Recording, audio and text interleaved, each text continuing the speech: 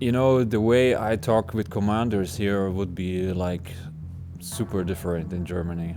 So it creates a special environment where you can when you can push in your own ideas. Every other guy who joined the International Battalion, so they may come from different countries, different backgrounds, but we have one common goal: to protect our Western world. Other units, even in Ukrainian, should be taking Azov as a role model. Absolutely no justification to bring the suffering, killing, and death to the Ukrainian nation. Group feeling is stronger here.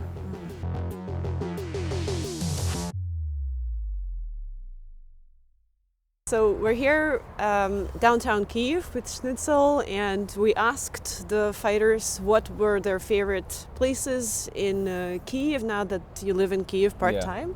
So you picked Golden Gate. Could you tell us why? So the historical part of the Golden Gate, when I found out, amazes me, because the real fact that this gate was built in the 11th century when Russia or even Moscow was a swamp. I found this very fascinating, because many people are just, or the narrative of Russia is like, you know, Ukraine belongs to Russia and all this BS in the social media. And if you're standing here in front of the gate, then you pretty much realize that actually maybe it's the other way around, right? Right. Yeah. So there is no justification of anyhow that Ukraine should belong to Russia or something like that. Yeah. Russia tries to monopolize our history. Big time. Yes. Big time.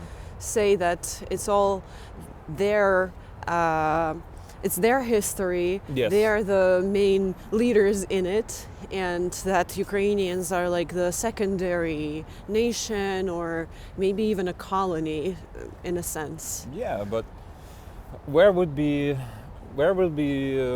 like in Europe, if we are going all the time back in history and just reclaiming what was once ours, you know, there would be like just chaos, and the international, international order would be just collapsing. And Absolutely. at some point we agreed to terms that this is the borders, we have to respect each other's borders.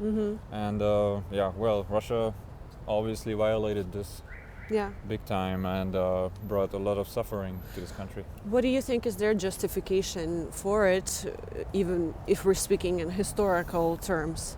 Well, I don't know what's the real motivation about it, but there is no justification. There is no. And if you make up some things that even in the history is not true, that just shows that it's just a reason pulled out of their ass. I'm sorry to say that, but yeah. And it's absolutely no justification to bring the suffering, killing, and death to the Ukrainian nation. Yeah. Yeah. And I believe that even though the Golden Gate was built in the 11th century, that doesn't justify something that they do today. You know? Absolutely not. Yes. Yeah. Agree. Yeah. Schnitzel, it's good to see you. Hi, how are you doing? Good to see you again. Thank you very much. How have you been? It's been 6 months at least Yeah, since a we little last bit more. saw each other. Yes. We saw each other in a different location, but same situation, right? Similar situation for sure. Yeah. So where are you at right now? What are you doing with the brigade? Yeah, so we was being very busy the last couple of months, opening or exactly rebuilding or building a international battalion for Azov for the first time. Yeah, so we were busy. That's awesome. Yeah, all of us. Okay, and has it been an interesting journey? Can you share a little bit about it? Well, interesting is exactly the right word. So I think everybody was like, okay, let's do a new battalion, and didn't saw the obstacles coming ahead, and what's really like mean to create from scratch a battalion. And but we are pretty much good in what we are doing now. Okay. Yeah. How would you describe the role that you have now in the International Battalion? The role I have right now, Yeah. wow. Besides of getting the interest of people, to motivate them, to get the forms for recruiting. I'm doing a lot of media work also, not only in Ukraine, also in other countries. And I don't know, it's just something, it's a total new experience, and I'm pretty much loving it. Yeah. That's awesome to hear. Yeah. Okay. And how is the new position treating you? Are you still out east, or maybe have you started living in Kyiv more? Yeah, that's an interesting situation. So, like for 2 years, we were like in the field, always somewhere close to the front lines, and this new work kind of dragged us more to have our base in Kyiv. So it started to feel a little bit, I don't know how to describe it, like not a normal life, but it started to feel like something different, you know, having social contact again. Maybe some routine? Yeah, also? some routine, like not just living into the day, getting up and not knowing what's happening, and it's pretty awesome experience. Yeah. What is your routine like now? Oh, it's just a regular basis. You wake up, check in your emails, make a lot of calls, a lot of meetings, because obviously building a new battalion is really more administrative work for the beginning. But once the battalion is established, everybody has positions. Okay. Yeah. Can you maybe tell more about like your usual day at the new position? Are you the kind of person that wakes up and checks the email and the work chats right away? Yeah. Or do you give it a little bit of time and have your coffee first? Well, of course, you know, the regular casual day is like really just waking up, getting ready, getting dressed up in uniform, because I like to be reminded that that I'm still, even if I'm at my home office or in the office, that I'm still in service. Yeah. So not getting too sloppy on it, you know. Right, so you like to structure it. Yes, yes, typical German thing. You said it. Yes, I know, right. but I know everybody will think that. Yeah. Funny. Okay. Has it been an interesting shift in your? We've mentioned the routine, but also your social life. Maybe you've made some new friends in Kyiv, Ukrainian friends or Germans that are living in Ukraine. Most definitely, yes. So I consider myself a very social guy. So I like to have hanging around with friends, and also, yeah, finding a girlfriend or something like this. Yeah. Yeah, this is So something those like are out there. oh, it's something like yeah. As I said, it starts to feel a little bit normal, but I know it's just for a limited amount of time. Okay. Until the battalion is full ready. Yeah. Last time you have mentioned that you make a very good Schnitzel. Oh, yeah. So have you maybe found any good German restaurants or bars maybe in Kyiv? No. Not really? No, not really. So every time I see a Schnitzel on some menu, I try it, and I'm politely saying, "Дуже добре." But it's not the correct one, right? Well, you know, it's like I also managed to bring some special recipe or some special kind of powder they make, and it's incredible what the difference. Is that the breadcrumb thing? or- Yes, it is, Okay, and it I is, see. and it makes really the difference. It's, Wow. It's I was unable to find it here in Ukraine, the same one. So yeah. Well, Schnitzel, it's been half a year. How come we still haven't been invited for some dinner party? okay. With German Schnitzel. I would say answer my messages and I'm sorry. answer my messages, and then you will get a Schnitzel. Okay, awesome. So it used to be a tradition when we were close to the front line that I'm always Sundays doing Schnitzel for the guys. So I'm already thinking about establishing the Schnitzel Sunday and inviting people That sounds lovely. for trying them Okay. out. Yeah, Awesome. We'll be there. I hope so. All right. And yeah, we're not going to talk about the beer too much Ah, for obvious you want to reasons. talk about something I miss? Yeah, Okay. go ahead. No, it's just as a German, I like to drink a beer or something like this. Yeah, but it's a different time now. Okay. Yeah. Have you had a chance to maybe visit Germany and go home for some vacation? Oh in yes, the I did. meantime? In October. Oh, nice. In October, I was able to go home for 1.5 weeks, That's and great. at least see my family, my friends, and How did that go? well, it's like always. At the beginning, they are like very happy to see me, and then in the middle of it, they are asking serious questions, and by the end, they are mixed feelings of, you know what, what you're doing, but we're still worried and everything. So it's always like a roller coaster, emotional roller coaster. Has their perception of the war and of what you're doing here, your mission here, has that changed at all over the years? No, I'm happy to say that my family is supporting me still, friends also. I pretty much appreciate that.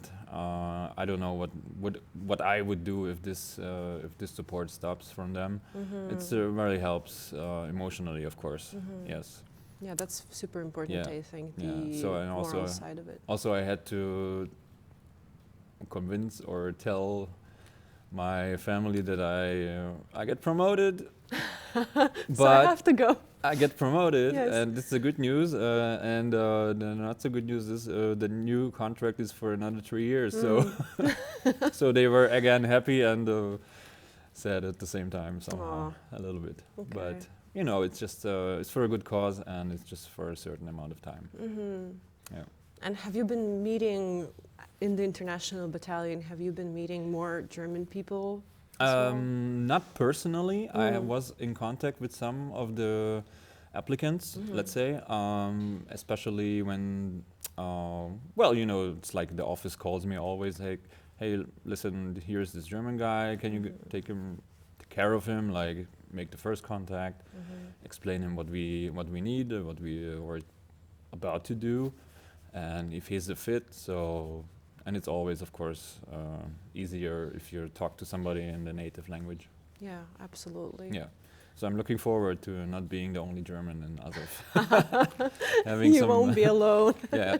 having Yeah. some friends. Absolutely. And also a question about your vacation. Yeah. How did it feel being back home after all that time? Well, it's strange still. How you come? know, many people are suggesting like that I just can turn around and quit. But every time I'm in Germany, I'm trying to relax from in my vacation, of course, in my big yearly vacation. I I caught myself always thinking about this, thinking about the guys, thinking about the situation. So I know for myself, even if I just pack my stuff and I would go, I would not get any rest. So Yeah. it's always. I know the feeling. In August, I went to the US to see my family over there, and I could not relax. Firstly, because of the airplanes that were flying right above me. I was in New York, and it was just so loud. And for the first split second, you just feel like it's a missile approaching. Exactly. It's a very similar sound, and your brain, like, there is that millisecond that you kind of think that that could be it, you know, and that plays with your head so much. It's funny. My parents' house is close to the Berlin airport, so the first I had the same, and I was like, "Oh, there's a plane. Oh, it's not dropping anything. Oh, that's cool." Yeah. Something like this. Yeah, and it also feels strange. Not in a bad way, but just to me, it was interesting to walk around like all the public places and the restaurants and to visit a bar or just go, even like the metro is different. Like people are just happier somehow, they're all living their life like it's casual, different. So they have first world problems, something, you know. They don't care really about the problems that people are struggling here. So they have time for, in our perspective, for negligence, you know. Little things, you know. I was like, that's not really a problem, so I don't know. You should see this from this perspective. So When you meet new people in Germany, if that happened at your vacation, oh, it happens a lot, yeah. what was their reaction to what you do? It's a mixed reaction. So it also depends on the people, how well they're informed. Some people are just shutting themselves up from this, you know, isolating themselves. Other people are engaged. So some people still follow the news. Oh yes, absolutely, absolutely. So the most people I am newly met in Berlin, like also not like for my private pleasure, also to make some meaningful contact. They are. I was surprised that they are of this amount of Informed? readiness, yes, and they are well informed, everything. So it feels very fresh. Yes. Okay. So what is your overall perception of it and your impression? Would you say that people are still supportive and involved in the war? Yes. So in terms of personal support from Germany, the people I know in my circle, thanks God, they are still with us Okay. and supporting us. Yeah, that's good to hear. Yeah.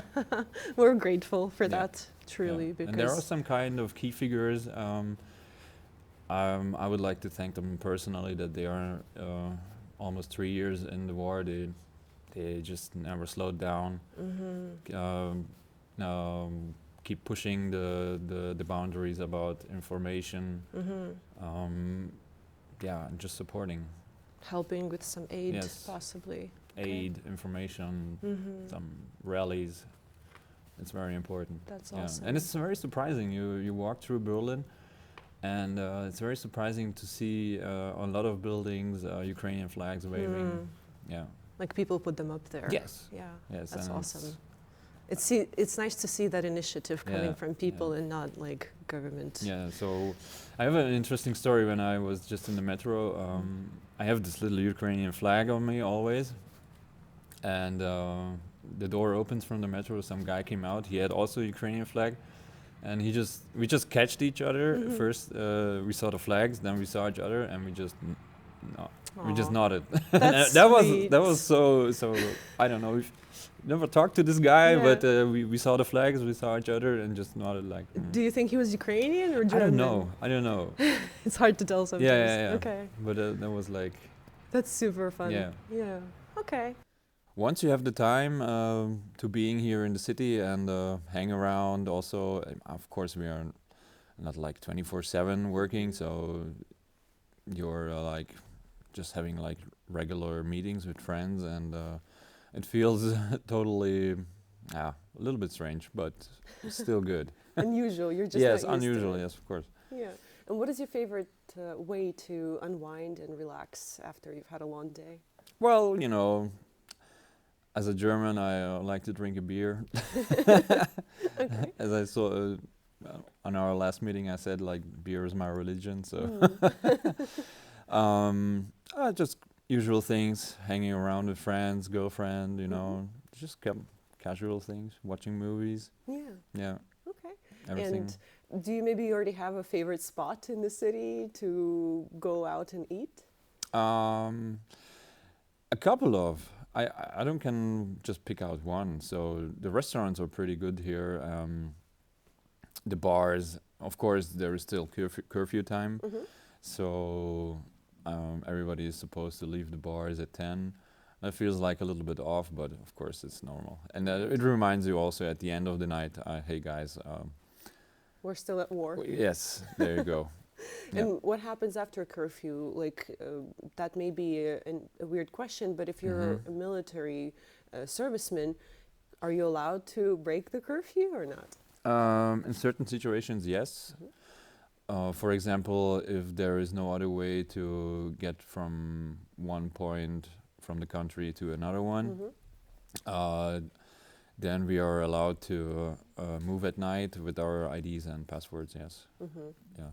but And are they? it's just occasionally. Yeah. Yeah. Is it pretty strict though? Like when you're getting checked at checkpoints and Usually so on? not, but I found this time of the day very how to say interesting because the city is like really empty. So sometimes you're just really the only car driving in the city, Oh yes. besides the police, and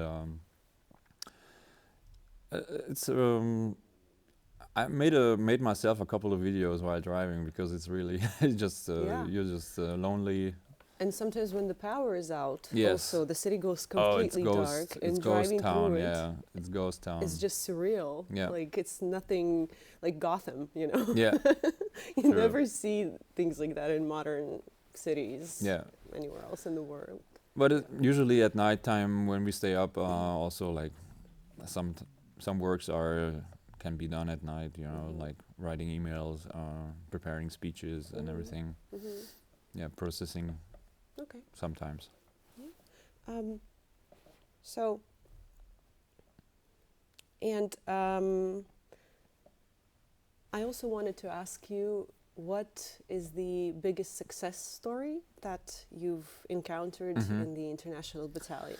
So with the International Battalion, it's a pretty new one. So there are like very few success stories, but I would like to point out, I think that the biggest success story is the creation of it.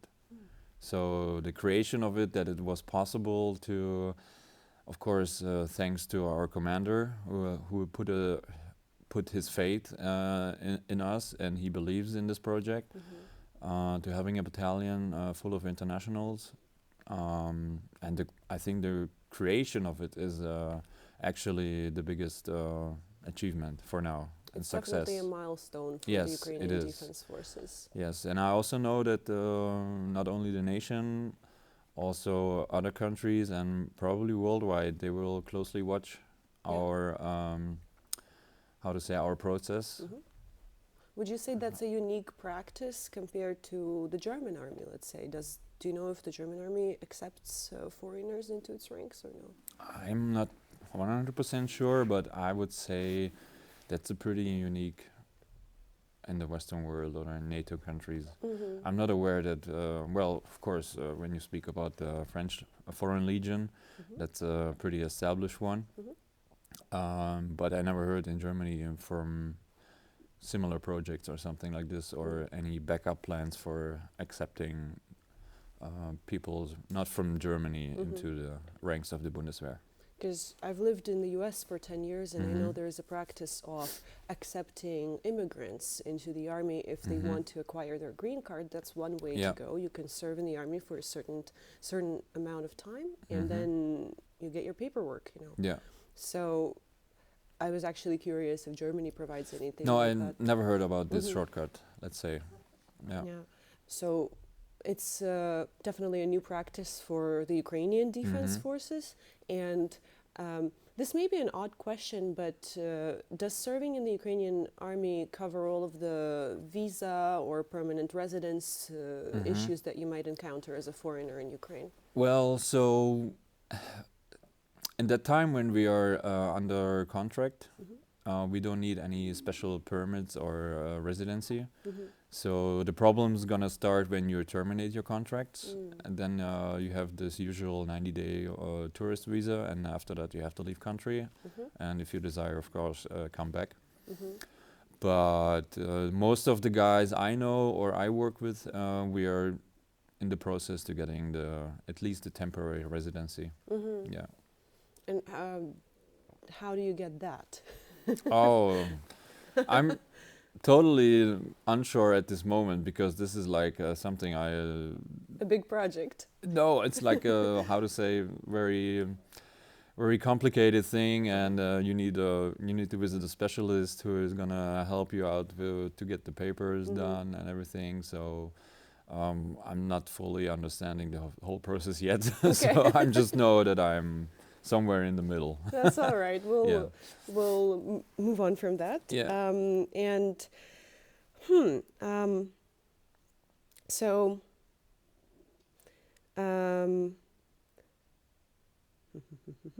how With all of the people that join the international battalions from like all over the world and different backgrounds, and they speak all different languages, how do you ensure effective communication in high pressure situations? Because that's one of the concerns that comes to mind when you're thinking of people from all over Europe and America and so on.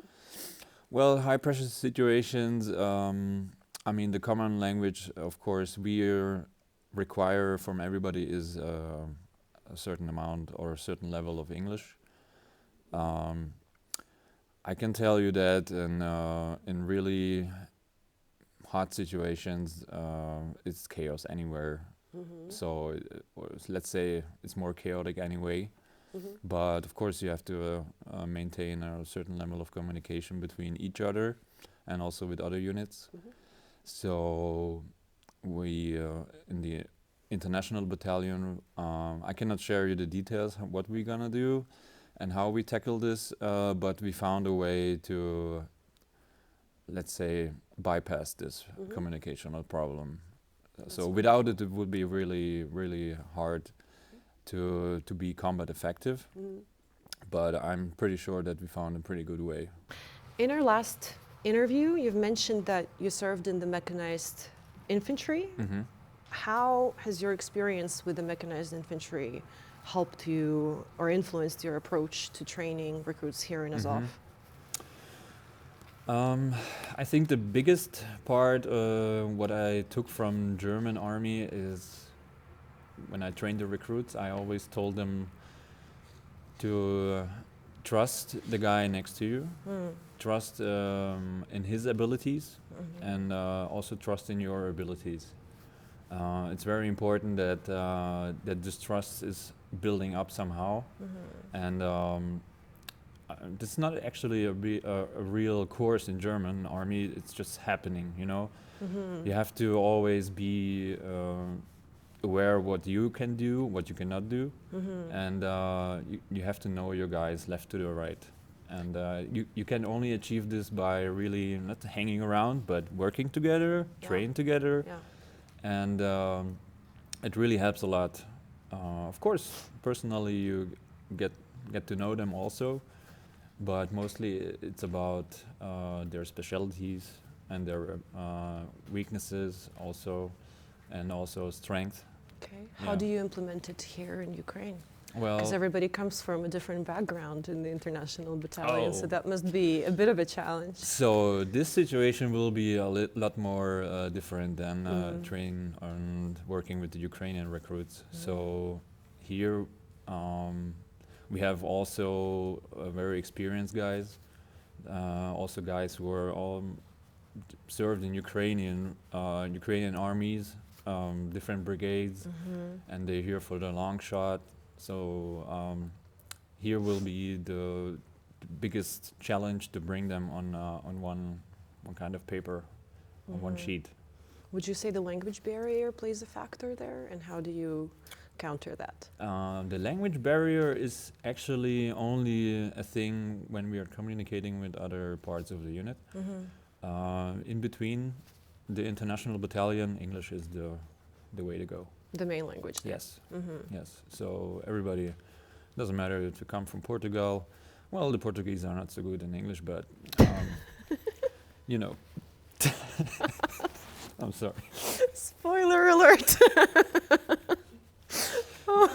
No, I'm just trying to say that the common language is English, and is going to be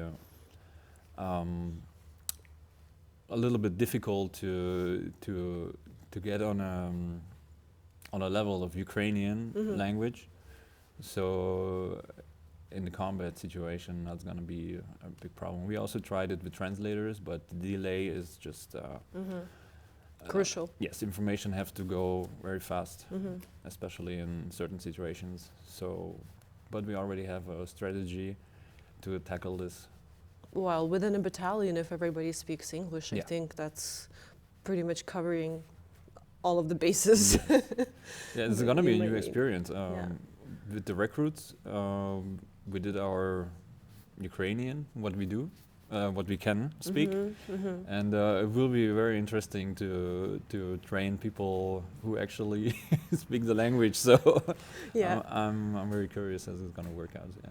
Interesting. Okay. My role in the new battalion is more like an administrative one right now. Organizing, of course, the International Battalion is, yeah, pretty challenging. And of course, before we have the guys and the equipment, there's a lot of paperwork to do and a lot of organization stuff. Yeah. So, have you changed your location? Because last time we met, we were in the east, the Yes, eastern in region of Donbass. Ukraine. Yeah, and now we're in Kiev. So, is that a big change for you? And how is it?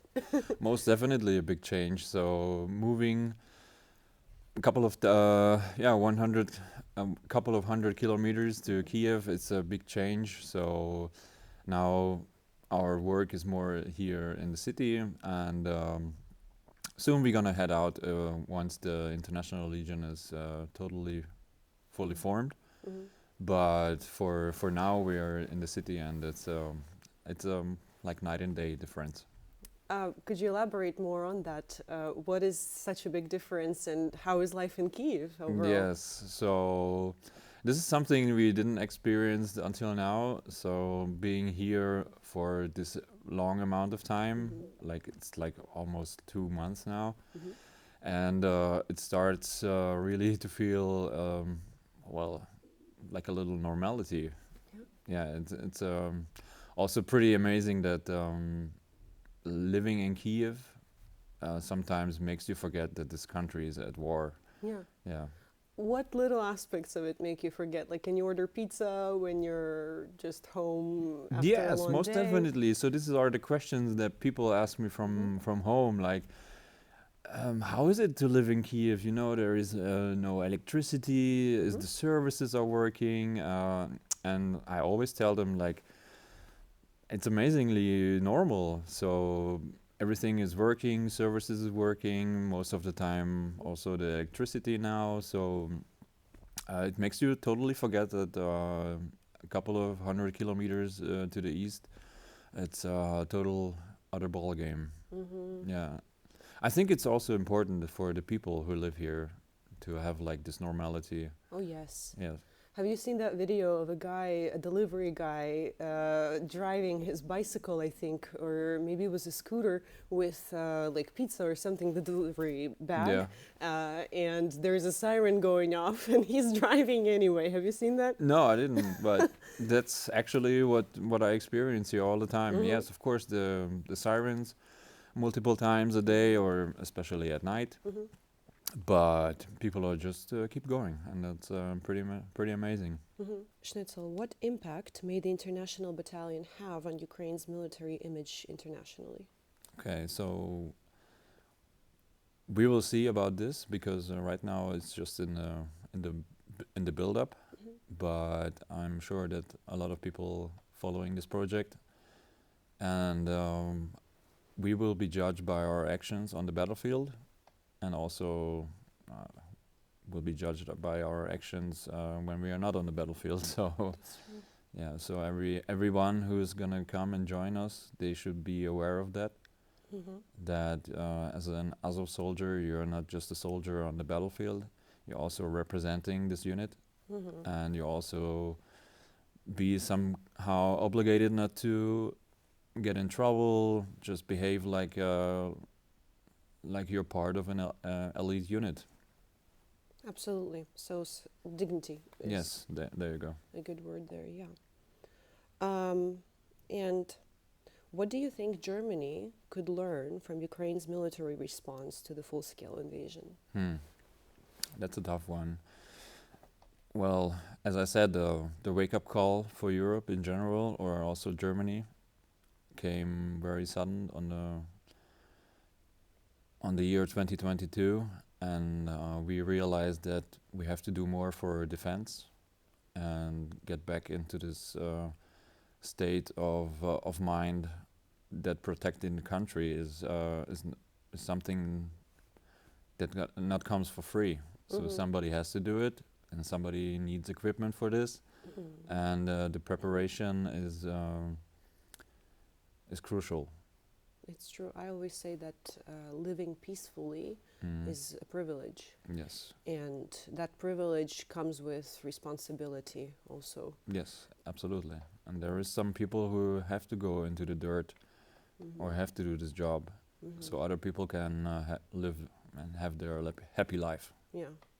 Well, from all of the Ukrainians, I would like to thank you for being here and for choosing that kind of life and work. It means a lot to all of us. We feel your support, and I truly respect you for it. I'm always struggling to accept this because I don't know. It's just, as I said, I'm just a regular guy who's trying to do the right thing in my mind. So if somebody is thanking me for something that should be, I think, pretty normal or natural to do, if injustice happens, then you should do something about it. Otherwise, you're guilty too.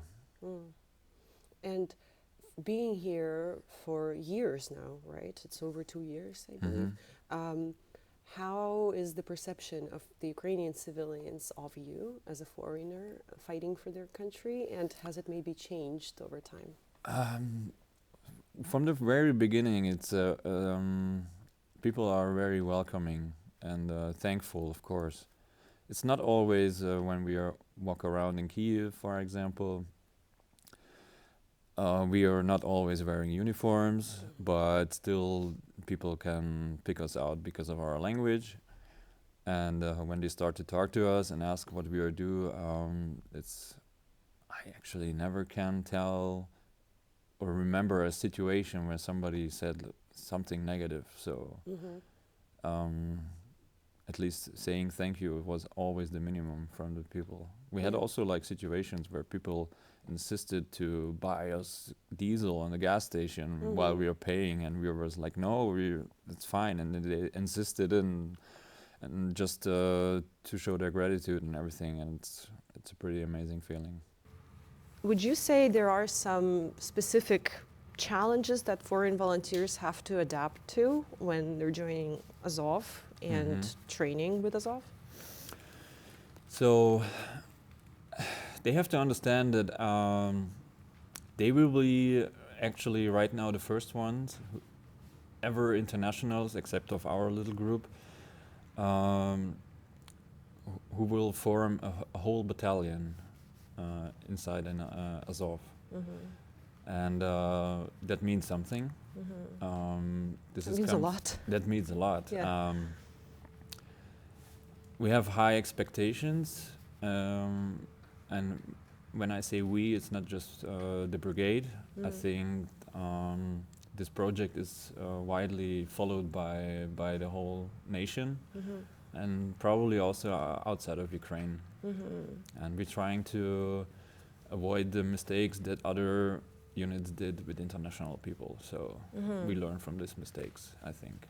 Okay. So what are some positives, and like what things do you focus on to really improve and make the best out of the conditions that we have now?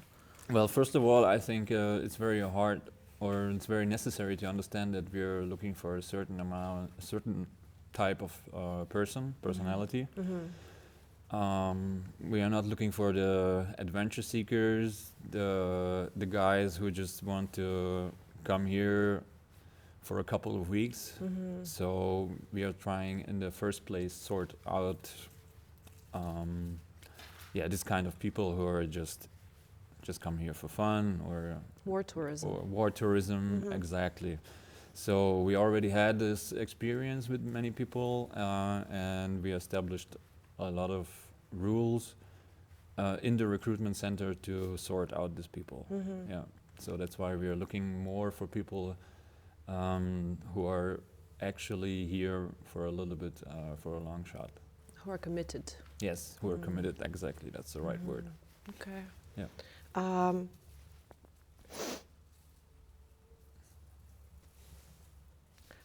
I think this is a very interesting question. How do you balance the brigade's focus on discipline with the adaptability required for combat?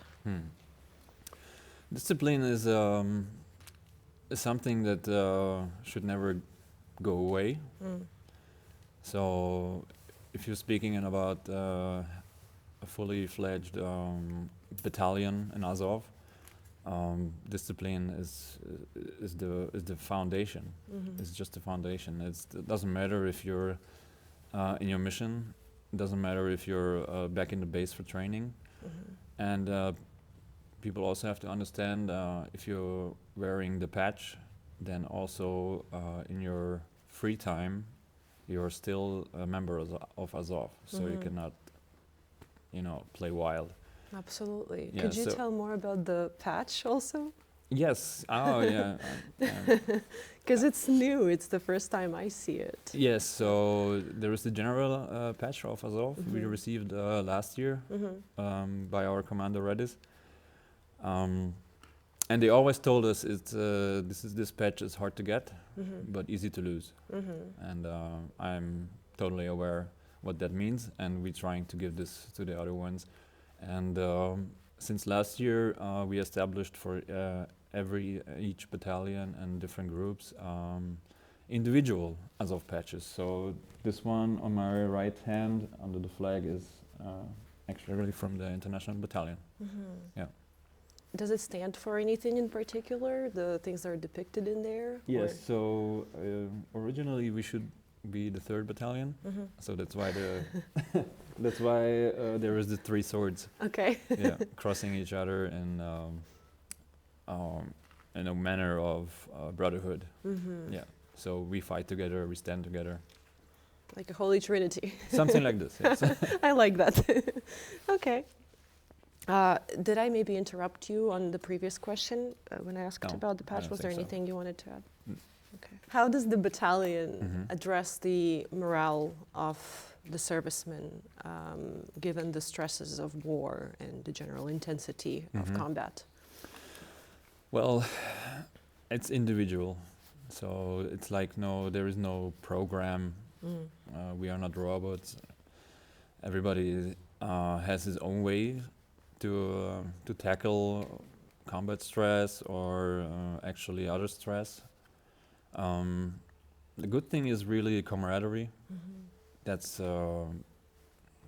as I always say, like these guys are not just my colleagues or my comrades and brothers. They're brothers in arms. The people who you can rely on, Actually, like yes. you mentioned in the And, beginning. you discover that even in certain shitty situations, people are maintaining a good mood or trying to just distract you from some bad situations. And it's good to have like reliable people. Absolutely. Yeah, You in find this- new family here. Yeah, even I if it's think. just a conversation, just a normal conversation without any other things that just reminds you constantly in which situation you are. Yeah. Yeah. Do you maybe have a story to share about how you have supported someone or someone supported you in a stressful I mean, moment? mostly it's kind of a special infantry humor. So That's okay. I don't know. It's like it's just situational. If things get worse, some people getting funnier, funnier and funnier, something like this. And sometimes it's very enlightening. And Is that sort of a response to stress? I think so. Okay. I think so. I discovered this ability from some brothers.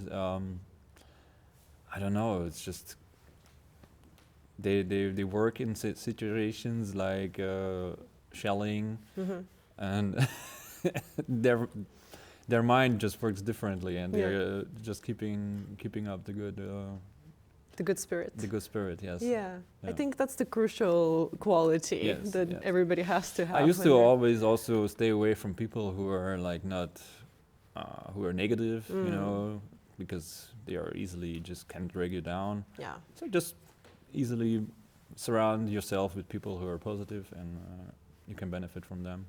Yeah. Yeah. So, Okay. and we take each other's hand. Sometimes he's down, so And sometimes I need some mental support. We all do We at all do. times. It's Yeah, just we're all natural, human. yeah. One piece of advice that you would give to somebody who's Mhm. considering joining Azov? Ooh, that's a tough one. So, other than you should be totally volunteering for this, um, let me say, people always ask me like, what are the requirements? What is a good soldier, or what is a good enough soldier for Azov? Let's say. So, my personal opinion is that the perfect soldier is not like a bodybuilder or a top Olympic athlete. The ability to suffer in situations. If you cannot withstand this, then everything else is just optics or something else. You have to have the ability to suffer in certain amount of time about different conditions, mentally and physically. If you're not willing to break this boundary or break this barrier, then maybe this is not the right place for you. So resilience, like being Yes. resilient, strong, Yes. and mentally and physically Mhm. when you're facing a challenge. Yes, I mean, if the mind breaks, body is following. That's the common sense. What role do technological advancements like drones play into the battalion's operations?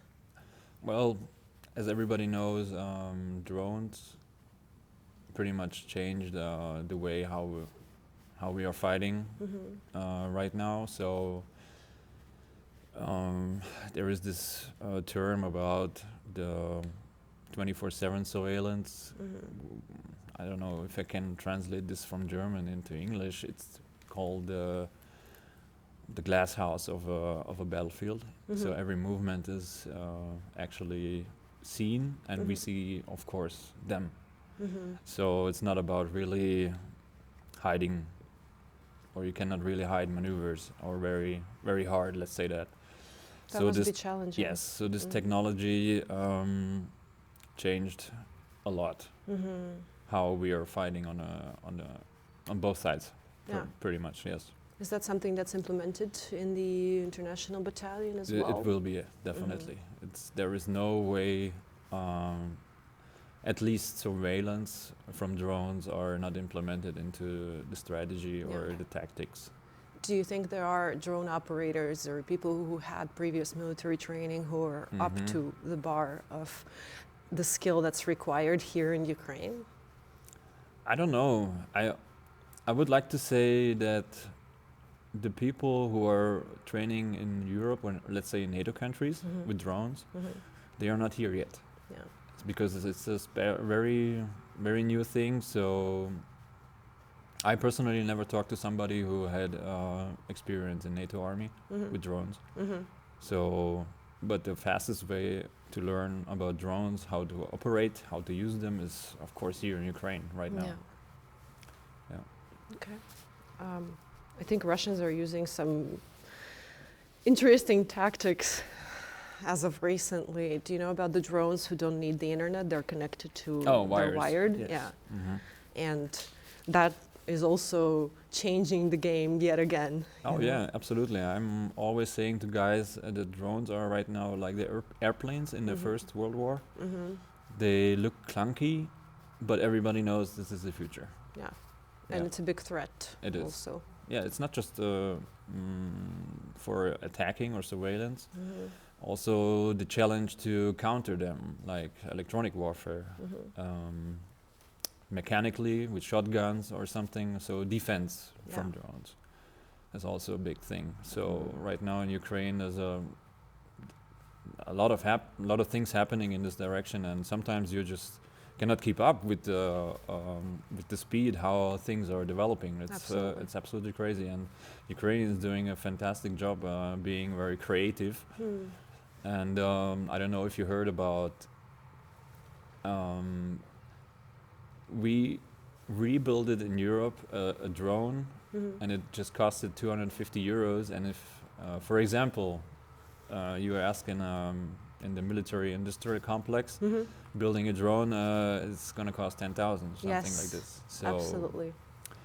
So in this scale, we also have to think about numbers, and of course, numbers are always related to cost. Mhm. Yeah, and 250 euros Is nothing. is In, everybody can, for example, donate in this small amount for the Ukrainian army and say, hey, I donated a drone Mhm. if I want to support Ukraine, for example. Yeah, and that's truly making a big change, I think. Oh, it is. Yeah, even the it's cost effective. Yeah. For sure. Are there any specific German military tactics or practices that you have adapted to suit the needs of the International Battalion? Mm-hmm. Well, in terms of the International Battalion, not now, because we are still in the process of building up, recruiting. Actual, real, full training didn't start it yet. We are still in the recruitment process, so not really for the International Battalion, but when we are talking about the recruits last year,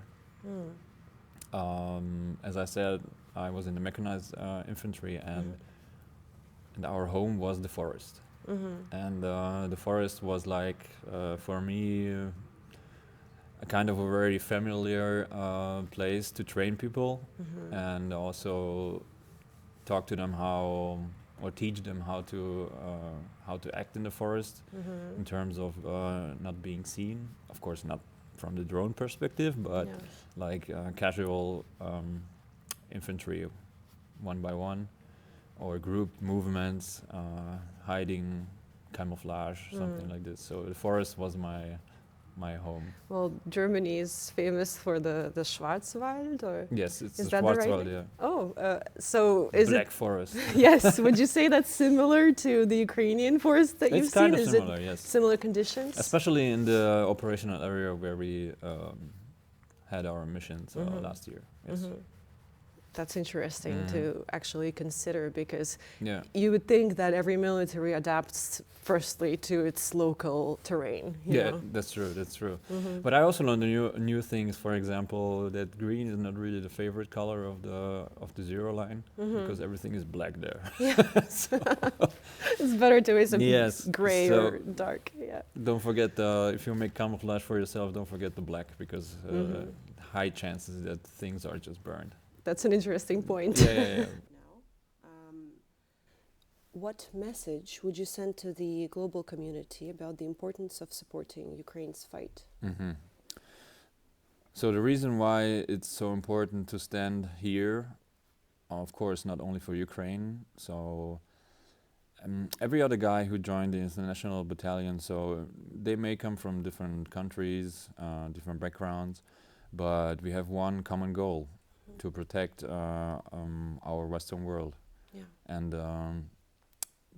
protecting the Western world starts actually here in Ukraine. Why is that? Well, it's natural, just east to west going. So I strongly believe that if we fail here in Ukraine, we're gonna have a much larger problem. Of course, first in Europe, and also for the U.S. I think it's gonna be much worse, much worse. So I continue to say that we are owning much more to Ukraine than only just weapons and money.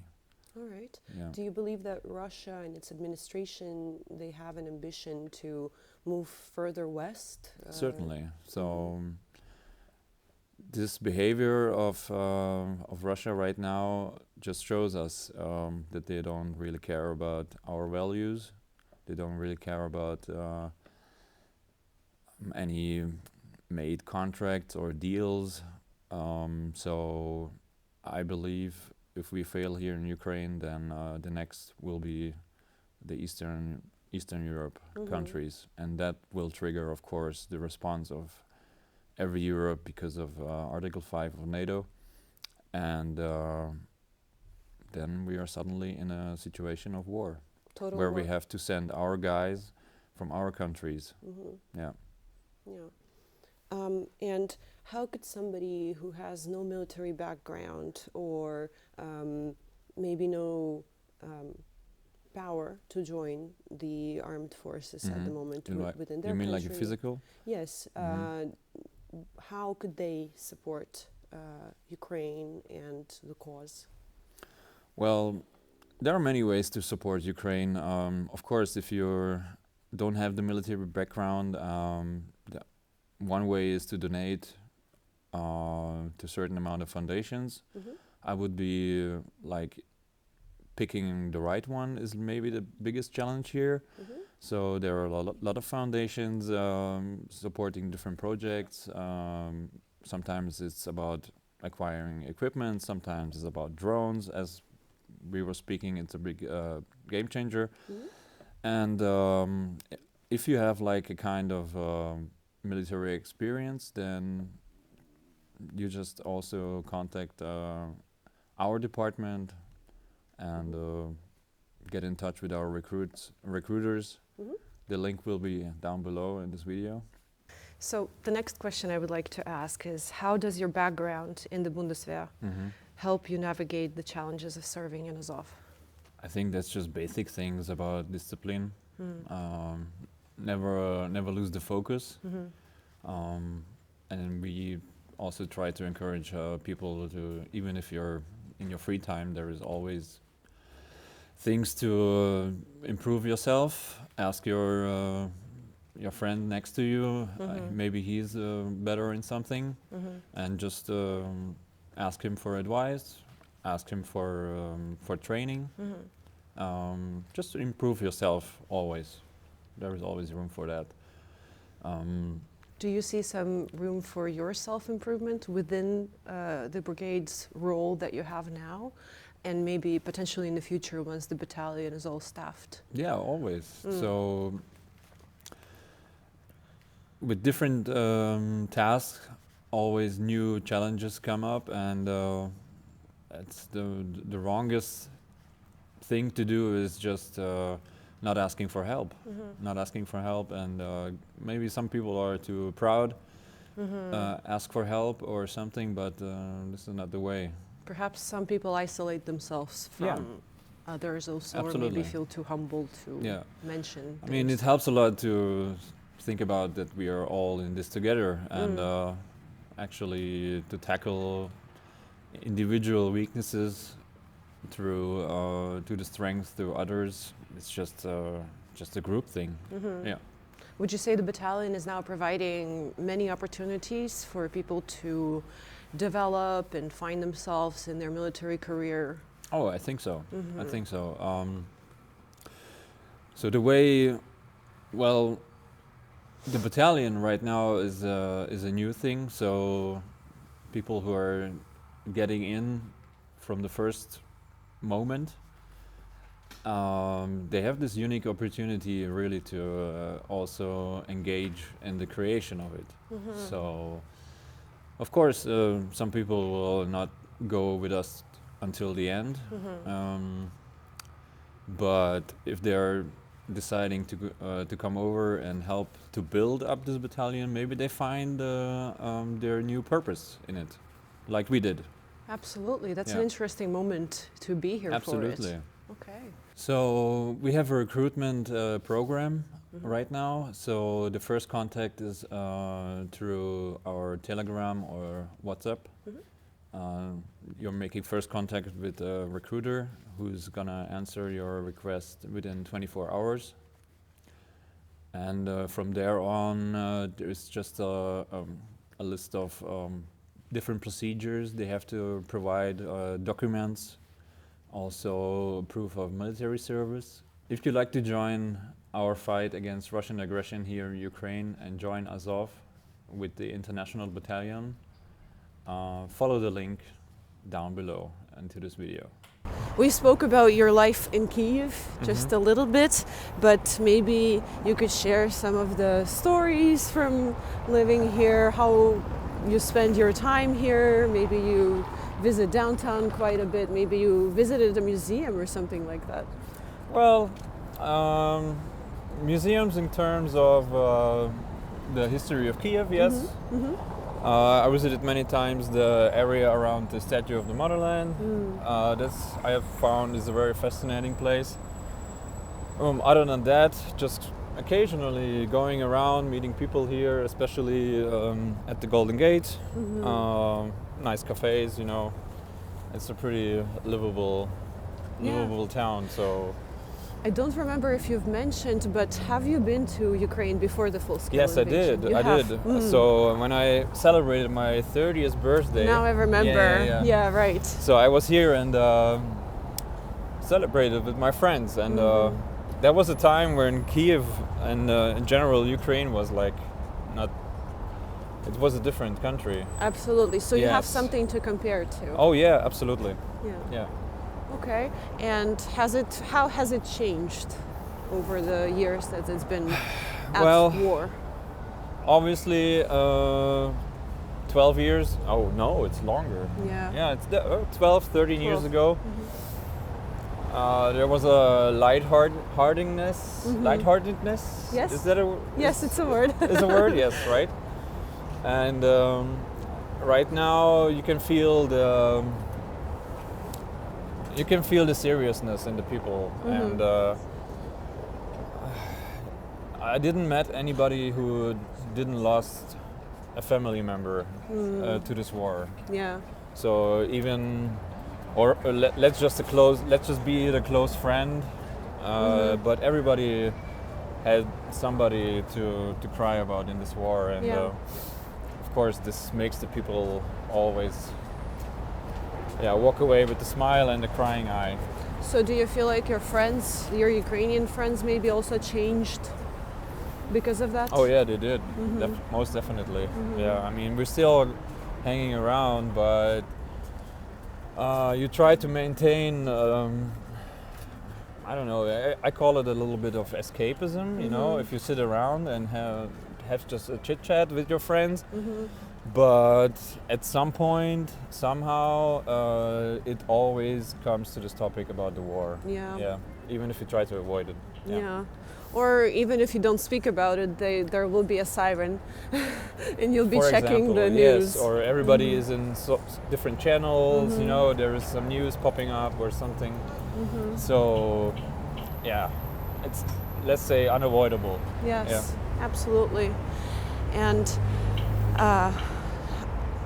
we've spoken about the weather a little bit, but have you gotten accustomed to it? Yes, sure. I mean, in my childhood, it was like hot summer, very cold winter, so it's fine. Yeah. Are there some cultural or operational differences between German and Ukrainian military structures that you've had to bridge?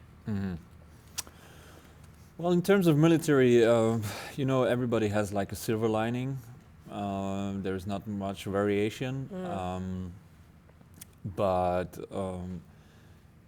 maybe the ranks to start with, is that the ranks, different? The ranks, of course, they are different, but here in Azov, we are actually saluting the rank, but we respect the person. So that's not just a thing to say. It's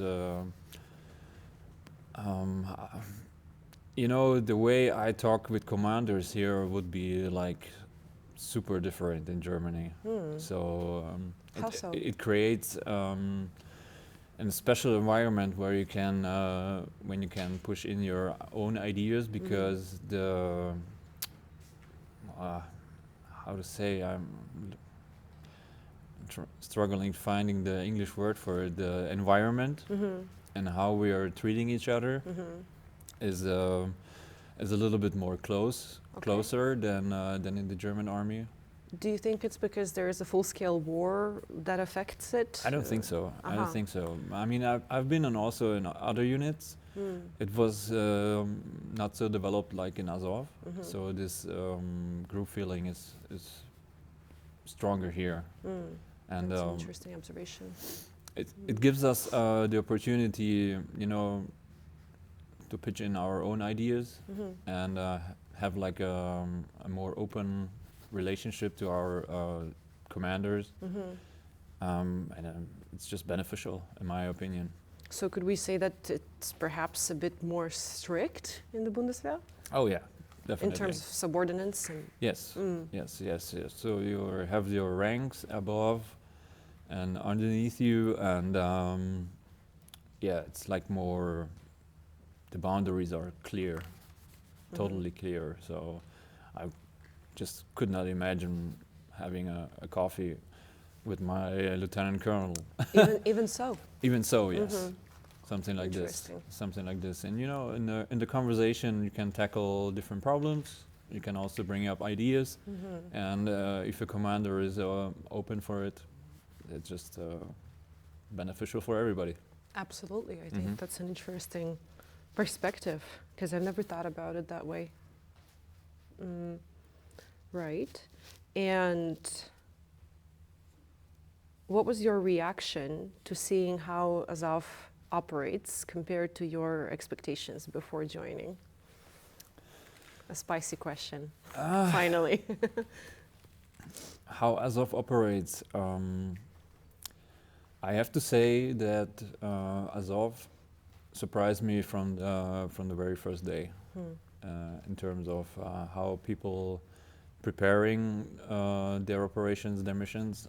I was expecting a lot more or less because of previous experiences in other units, and I quickly found out that Azov is something different, and we also not just saying that we are a elite unit. It really goes from bottom to the top in terms of mission planning, executing, and there is almost no room for surprises, and that was good. That was a good experience. If I would had like a similar experience in Azov, like with the other units, I would probably not be here. Yeah. So the feeling that this unit gives in its professionalism strengthens us all. Yes. What would you say is your top or most favorite part about the structure and the professionalism that you're mentioning? What would you highlight the most? Well, it's always the discipline. Yes. If it comes up to, yeah, as I said, it's the foundation of everything. So when you're in uniform and also when you're not in uniform. Yeah. So people not running around with a bottle of vodka in their hands, you know, something like this. It's Not that that ever happens well, anywhere. We You don't do know. that. something like this. But it's if you're just giving yourself into the state of I don't care, then eventually you're not just damaging yourself, also the guys next to you. Absolutely, because you're Yeah. sabotaging the Absolutely. Yeah. whole structure. You've mentioned your ties to NAFO and Oh, yeah. that you have many good friends there. Do you still keep in touch? And how do you see its role in countering Russian disinformation and supporting Azov? So since last time we met, actually this community got bigger and bigger, and my ties to them are stronger. And we work, especially now with this new international battalion, also on an informational level, closely together. And especially, I would like to thank Victoria from Berlin and Tamara from Munich. You guys doing an awesome job with us together. Just keep it up. And NAFO is still one special kind of group, countering really the flooded internet with Russian misinformation, and yeah, I cannot imagine a media war against Russia without NAFO, because it's so not centralized, Yeah, so it's impossible to control. It's just absolutely. people who are also think doing the right thing in their capabilities. And if we see media as a battlefield, they are also our soldiers on the ground. What would you say is happening in that media battlefield in Europe? What are the Russian positions there? What's their Well, prerogative? in my opinion, Russia has a very strong campaign to destabilize our society, and unfortunately, in my country, it's very successful. I don't have an answer to this why, but people are willingly taking this information without background checks, and it creates a lot of harm in the society of Germany. Yeah. I'm not talking about even on a political level, because this is another battlefield, but just directing public opinion into Russia's favor, and it almost breaks my heart to listen to also close friends who are just swallowing this pill. And what is the general perception of Azov? Do you think Russian propaganda influences that in any way out in the West? Most definitely. Most definitely. So our name is very much flagged in many other countries. Russia had a very successful misinformation campaign about our brigade, and we would like to clarify, of course, that we are an elite group without any political motivation. We are one of the most combat effective brigades, and we will try to polish our image. Yeah. That should be also an upcoming mission of Azov. Yeah, I'm excited for it. And I strongly believe that the International Battalion will play a very big part in it. It opens up many doors for dialogue and conversation. I hope so. I hope so, certainly, yes. What has been the most significant cultural challenge you've faced in Azov, and how did you overcome it? The cultural challenge is, well, Azov is full of Ukrainians, surprisingly. So we get in touch with the Ukrainian culture through our friends in Azov, to our buddies. And, well, it's not really a big difference. There are nuances here and there. Of course, everybody who's willingly come to International Battalion, they bring their own culture with them. And they should know that the Ukrainian culture is, in my opinion, a very strict one, like straightforward. Interesting. There is I didn't experience any mingling left or right, so I always thought like the most people I meet, and it's in the culture that it's just straightforward. Yeah. All right. Well, that has its upsides and downsides, I guess. For sure, but I think we should be a little bit more open.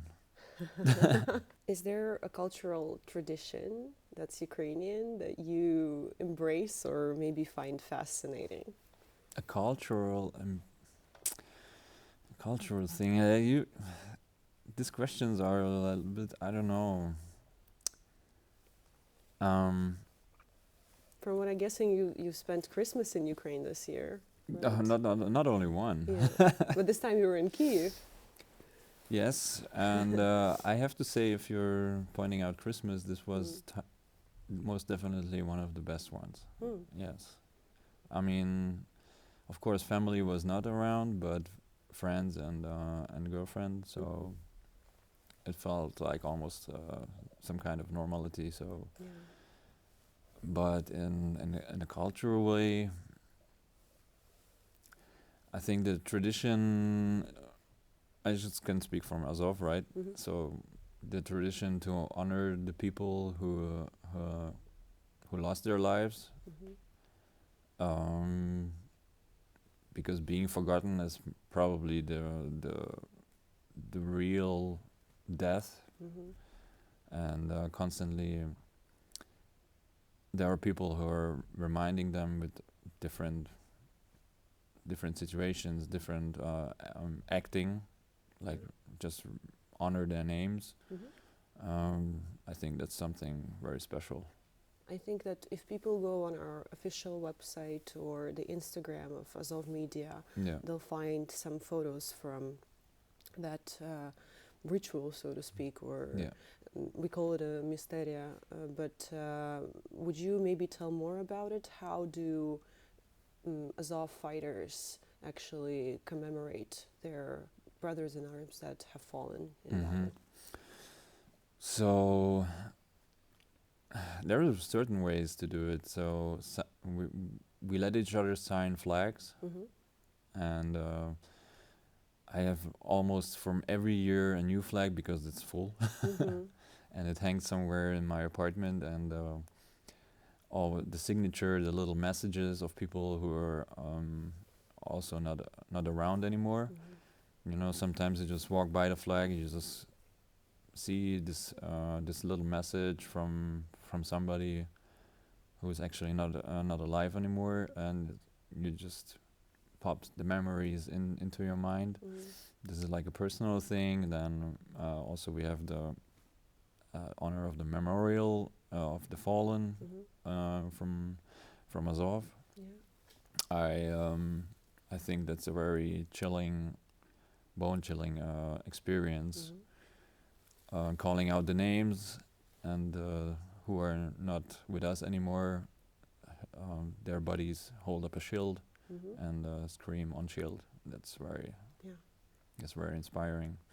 And also certain commanders or people who are like longer in Azov, they get their statues. Last time we were in Kiev to visit a statue of a fallen soldier in the park. Yeah, That's beautiful. Yeah, that's cool. I know also a few schools or streets named after some of the fallen servicemen from Azov. Yeah. But memorizing them, don't forgetting them, is a pretty good cultural thing. What's a funny or an unexpected moment you've experienced while working with soldiers and fighters from different countries? You know, so the common thing is I was surprised that to find out that there is a lot of jokes existing in different languages. It's just transferable in different languages. So I was like, hey, I know this joke. You're laughing about this too? Oh, do you have an example to share? Not right now at the moment. I'm just saying that some kind of humor is like just universal, especially between infantrymen. Yes. Something like this, yeah. A question that just crossed my mind, do you guys swear in your native languages, or do you try to swear in English so that you all understand each other still? So when I see people swearing in different languages, so I have this, I don't know, if it's in Ukrainian, then it's not so bad, it's more like funny. But if they swear in their mother tongue, in their own native language, then I know that it's serious. It's serious. So if people hear me swearing in German or Hungarian, then it just comes from from the deep inside. You speak Hungarian as well? Oh yes, my father was Hungarian. Oh, I didn't know that. Yes. That's an interesting fact. Are you fluent?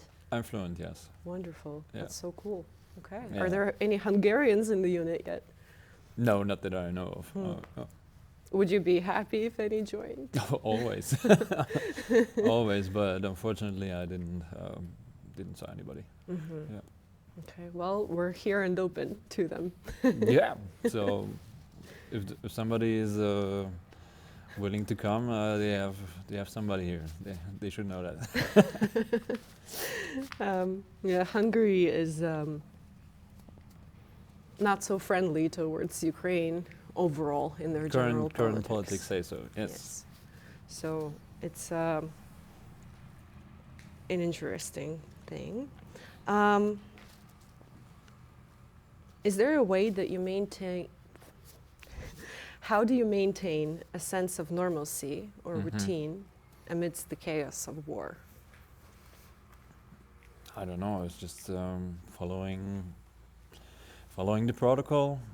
Routine is always like a very casual thing to say, because even if you're just on the training ground, there is no real routine. So you're always adapting. Yes, I think the ability to be flexible is a very crucial one. You cannot expect any other days being like the second or the last one. you always have to be ready to adapt to a new situation. Yeah. And you've been with Azov for over a year now, if I'm remembering correctly. And more than that, you've been in Ukraine for a longer period of time. Yeah, it's almost right? 3 years now. Yeah. Do you feel like the war and being here changed you overall as a person? And how is that? I would say personally, yes, of course. Of course, making the life-changing decision to come here just didn't came out of nowhere. I think it's about taking responsibility, not only for myself, also for my country, also from the world I'm coming from. Could you maybe elaborate on that thought? Because I don't think that all of the Europeans, are uniformly viewing it the way that you do, and it would be interesting if you could say more. I'm also kind of thinking it's a paradigm shift, perspective change, right? So it was it is very crucial to know in which world you are living in. So when I'm having discussions with people back home, I have the feeling they don't appreciate, they don't know exactly in which world they are living, because we are fighting against somebody who wants to change that. So it's very crucial to know that. Look at your last 10, 20 years, the possibilities you had in this period of time. Would this be the same if, for example, Russia would be dictating your reality, or your neighbor's reality, or your neighbor's reality? So you have to always consider, like, you want to change this lifestyle or not? You want to change the world you're living in? And obviously, if somebody is coming and trying to take away this one, then I have to do something about it.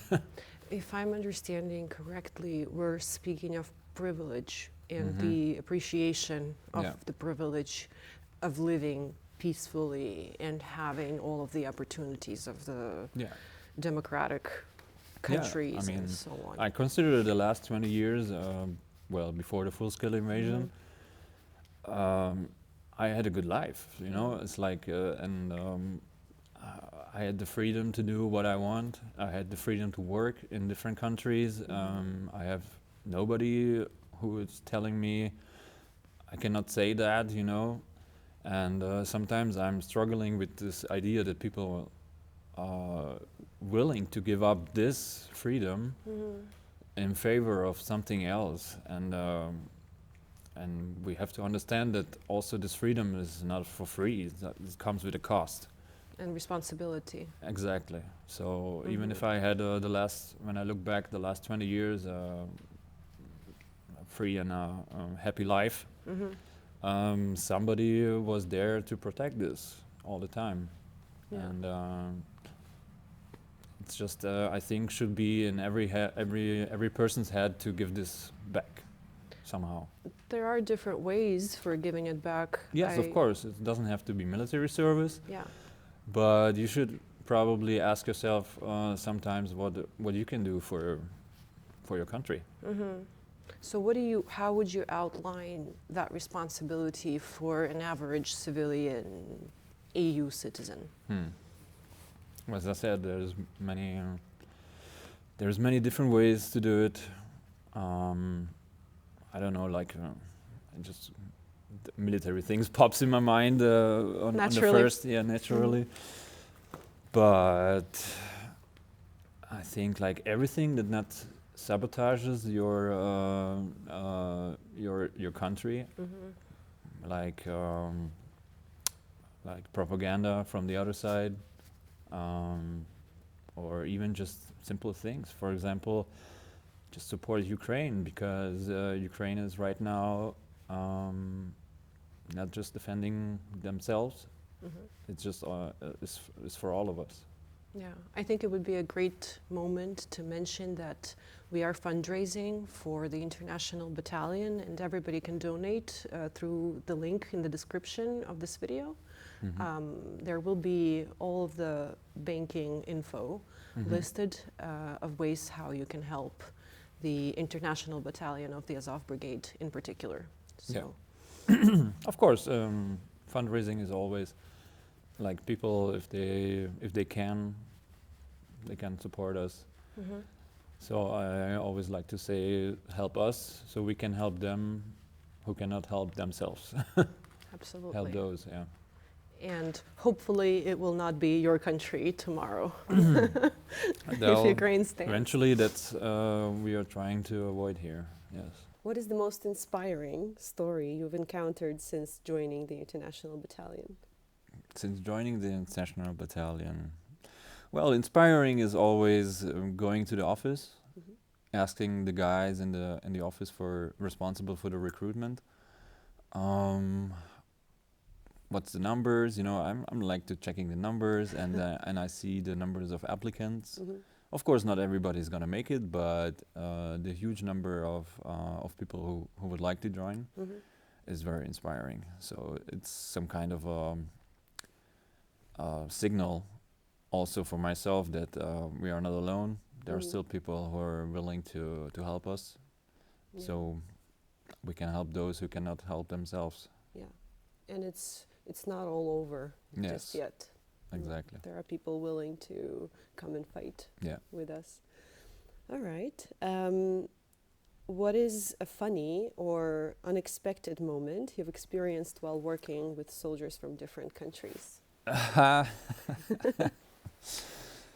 I think the most funny things are miscommunications related. I cannot pick like a specific one, but if you're dealing with different countries, different languages, you know, it's like somebody is hearing a word, you know, and just don't understand what it is, and in his country is something different, you know, and we're having a big laugh about it. Okay. Yeah. Yeah, I think that's the most funniest things. Schnitzel, maybe do you have a funny, lighthearted story for the viewers at home? Yes, of course. Certainly I have one.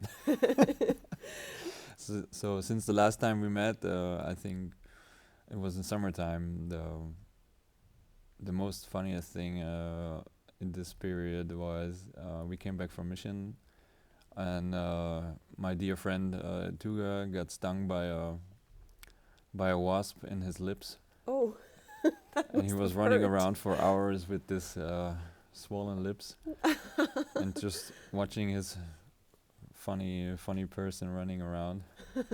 That was cool. Do you have photos? Don't tell him I have one. Yes. Oh, he's gonna hate you for it. Probably I can take it.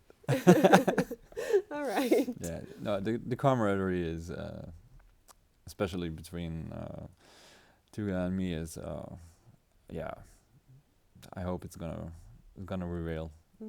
So you found yourself a friend here. Yeah, more than that. It's more like, feels like family, like brother, like a real brother. That's beautiful. Yeah. How do you see Azov's role evolving in the Ukrainian military? How do I see in the future? Yes. Oh, it's hard to predict the future, but if I can have one wish, then I would say that other units, even in Ukrainian, should be taking Azov as a role model in terms of how to treat people from the first day, and also experienced guys. So I'm kind of hoping that this professionalism will be find a good copy in other units in Ukraine.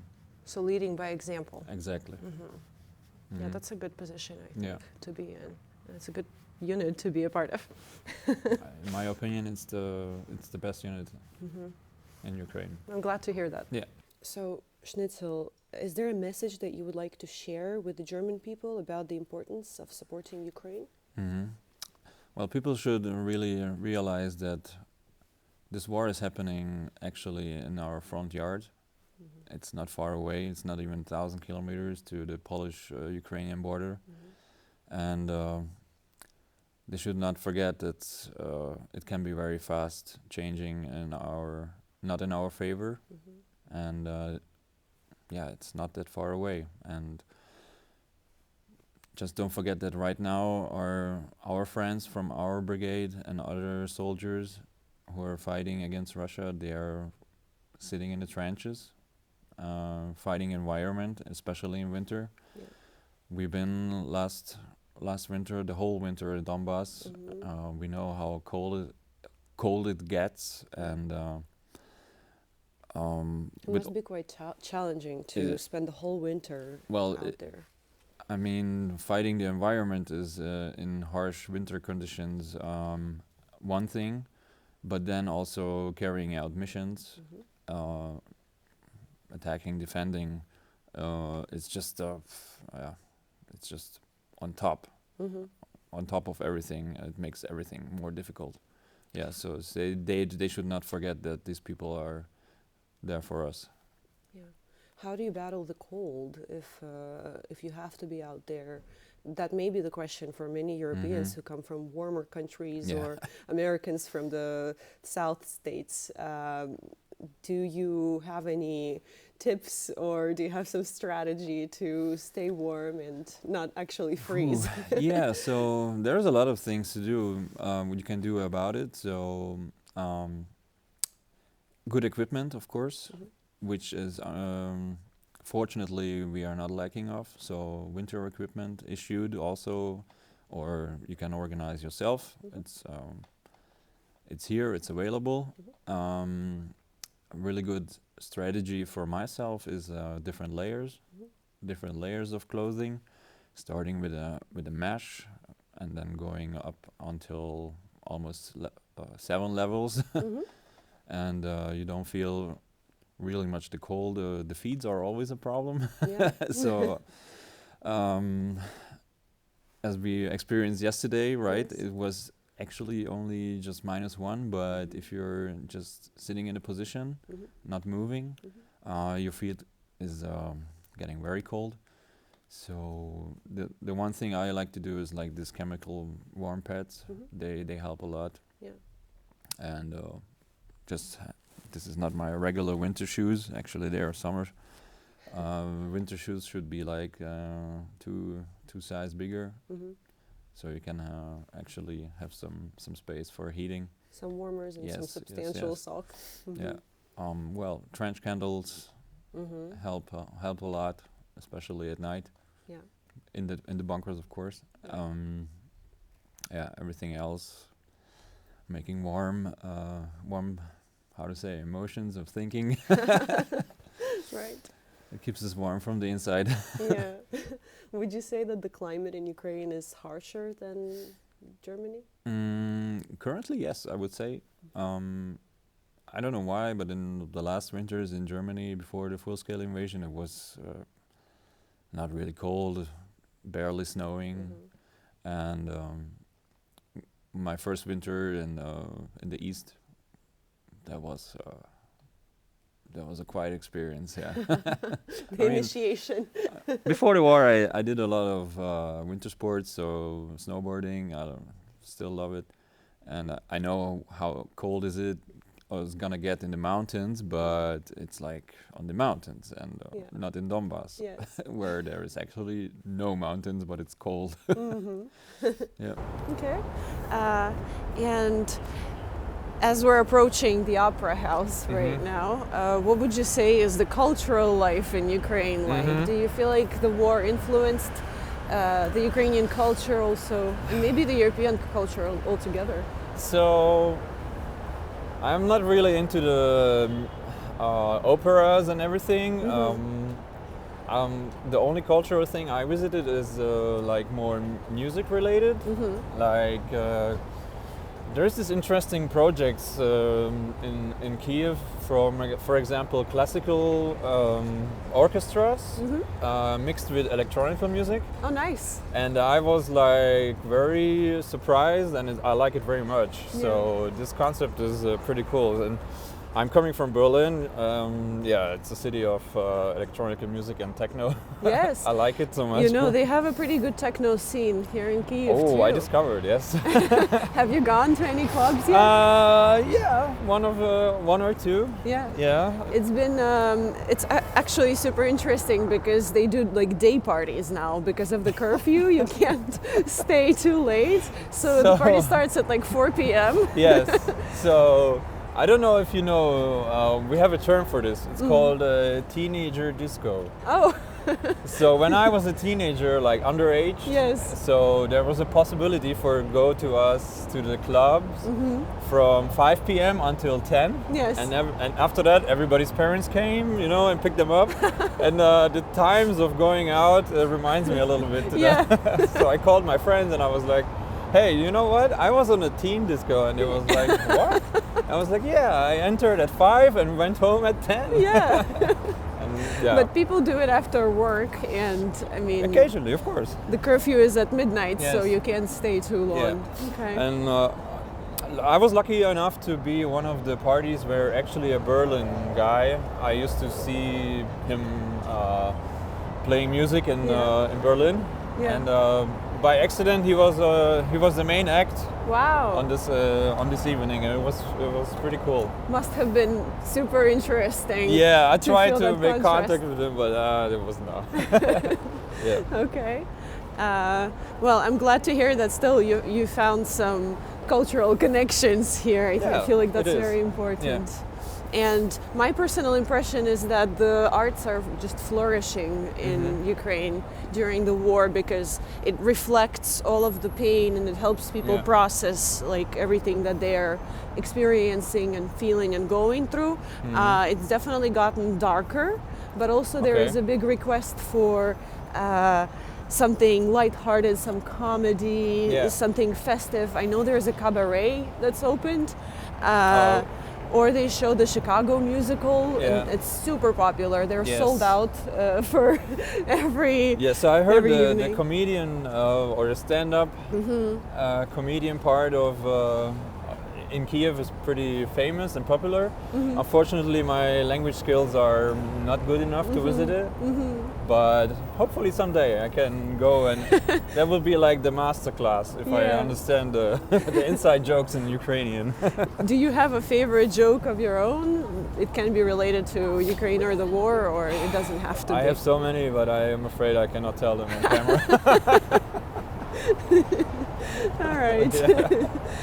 Maybe some politically correct ones. Yeah, so I used to make a lot of jokes about current situation, political blah blah blah, but I don't think that's Okay. the right occasion for it. I know humor is definitely something you need when you're at the front line. Absolutely. If you're losing your sense of humor, then you're really dead, I feel. So I have two friends back in Germany. They are grave diggers. They have the best humor I ever saw in people. Wow. You know, I don't know. Their work is literally death. You know, Yes. and they keep it up in a way of making fun of it. You know, and Keeping their spirits spirit high. Yes, absolutely. Yeah. Yeah. That definitely helps, and I think being in this position and also especially spending your time at the front line, there is no other possible way to manage, Yeah. and it really helps the mental health. It Do you is. feel like that's an important aspect? And also, what are some of your personal tips or things that you do to keep your mental strength and your mental balance? No, I mean, this is the part of the camaraderie I was talking about, like, and the special infantry humor I'm talking about all the time. It's, it just keeps the morale high, you know, if you can laugh about certain things or the story I told you before. It just makes the day easier, for everyone. Absolutely. Yeah. Yeah. super important.